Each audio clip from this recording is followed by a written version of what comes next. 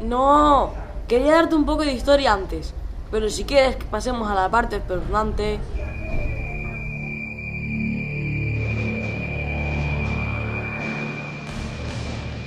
En 1953, el cine fue remodelado para adaptarse al novedoso sistema CinemaScope, lo cual suponía un notable salto en la calidad visual de sus películas. Pero fue entonces cuando sus proyecciones comenzaron a ejercer una influencia paranormal en el municipio. Y es que extraños sucesos ocurridos durante aproximadamente 2 décadas mantuvieron aterrorizada a la población. Entre las primeras películas estrenadas tras la Reforma estuvo El temible burlón con Burt Lancaster, en el que unos temibles piratas abordaban navíos para saquearlos y posteriormente hundirlos. Pues, días después de su proyección, la barca Carmen Dolores sufrió un naufragio llevándose vidas humanas a las profundidades. Esto supuso una extraña casualidad que no pasó a mayores, hasta que pocos años después, en el 55, tras el estreno de Ensayo de un crimen de Luis Buñuel, en la que una caja mágica concede los deseos funestos de un niño, se publica en prensa el fallecimiento de una mujer de la zona de la esquina, madre de un niño conocido por ir a todas partes con una misteriosa caja. Las causas reales de su muerte eran desconocidas.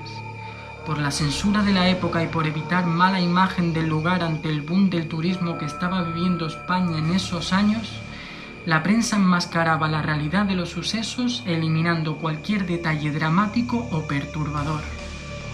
En el 57 aparece en el periódico el anuncio de la muerte de un varón, omitiendo nuevamente la causa real del asunto, que no es otra que el estrangulamiento.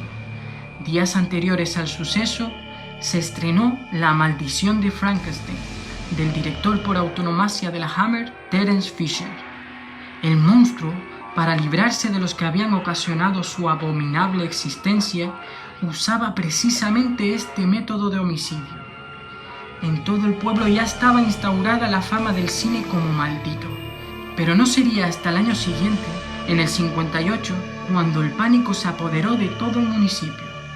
Una semana posterior al estreno del clásico Drácula, con Christopher Lee, basado en la novela homónima de Bram Stoker, fallece una joven en las viviendas del puerto en extrañas circunstancias, pero con la peculiaridad de tener 2 orificios en el lateral de su cuello.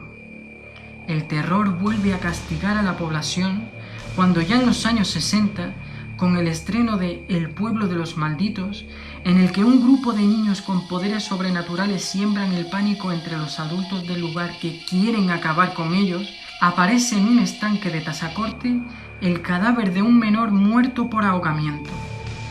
Comienza la sospecha de que es alguien quien está orquestando esta ola de crímenes sin explicación. En 1962, se publica la noticia del rapto de un adolescente por parte de un señor de mala reputación en el pueblo, justo semanas después del estreno de El fantasma de la ópera, donde un asesino secuestra a una joven dama bajo la amenaza de no liberarla hasta que llegue a amarle.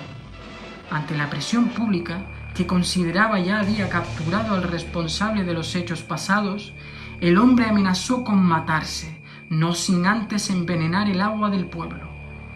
Para asombro de todos, apareció ahorcado a la mañana siguiente en las escalinatas de la iglesia, de la misma manera que el protagonista de la película asesinaba a los que iban en su contra. El pánico en el pueblo fue tal que no fueron capaces de beber agua hasta que un especialista asegurara que no estaba envenenada, publicándose la necesidad de Tazacorte en la prensa. Aparentemente el mal que azotaba al municipio ya había desaparecido.